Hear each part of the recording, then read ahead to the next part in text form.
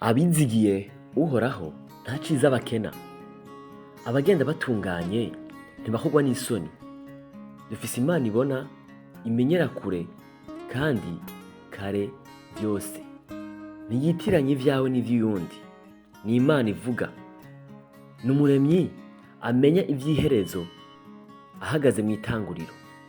Ni Imana irenganura abarenganijwe, icira imanza ziroranye impahazwa, ikura umuntu mu mukungugu ikamwicazanya n'abahambaye. Reka ndabaramutse, amahoro y'Imana bane namwe. Kaze muri podcast y'uno musi, ni Femi TV, bashasha turabakiriye. Mukore na sabone hama tubandanye.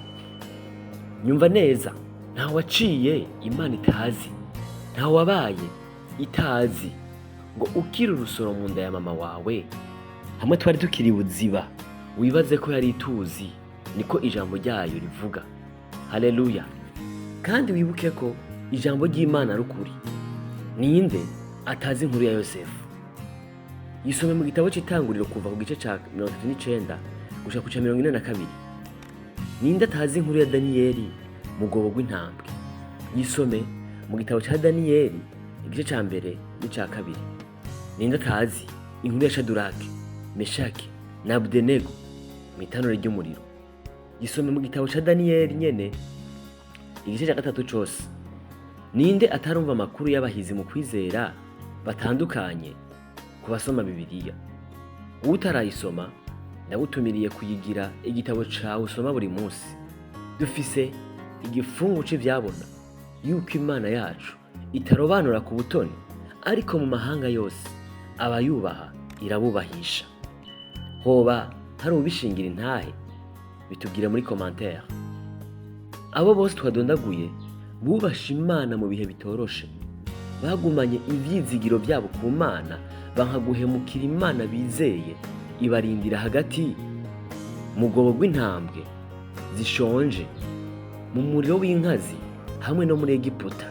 Imana yihesha icubahiro ku buzima bwabo, hashingwa itegeko inyuma ko atayindi Mana ikwiye gusengwa atari Imana yabo. Reka dusome Zaburi y'ijana 125 kuva ku murongo wa mbere gushika ku gatatu. Haravuga ngo, abizigiye Uhoraho bameze nk'umusozi Siyoni udashobora kunyiganyizwa, ariko wamushimangiye gushitsa ibihe bidashira. Nk'uko imisozi ikikije Yerusalemu, niko Uhoraho akikije abantu biwe uhereye none ugashitsa ibihe vyose.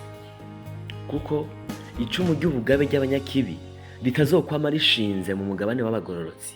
Abagororotsi boye kuramvurira amaboko ibigabitanyo. Haleluya!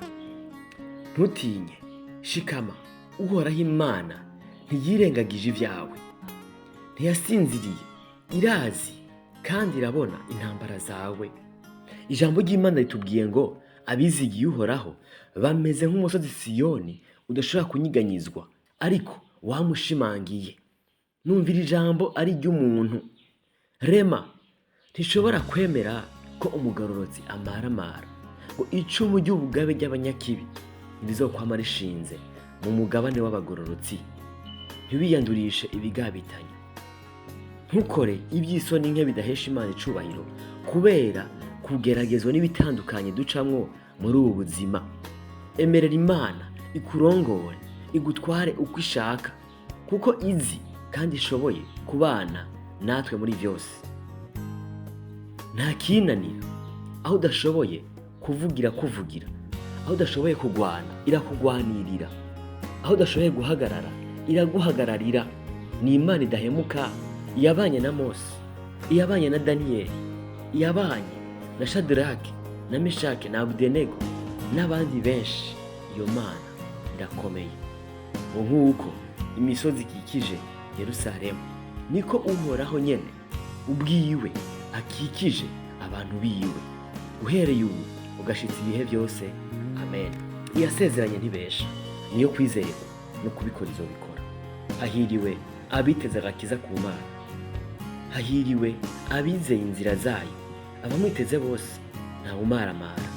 Iyi Zaburi iheraheza ivuga ngo, Uhoraho girira neza abanyenda nziza, bo n'abatunganye mu mitima, ariko abizimagiriza mu nzira zabo zigoramye. Uhoraho azobashorerana n'inkozi z'ibibi. Amahoro abe mu Bisirayeli. Amen. Mugire ibihe byiza umwe wese aho aherereye. Uhoraho Imana nyen'amahoro ibuzuze umunezero, ibagwize ko ibyiza, abatunganye n'abanyenda nziza. Dusubire vuba. Imana ibahezagire.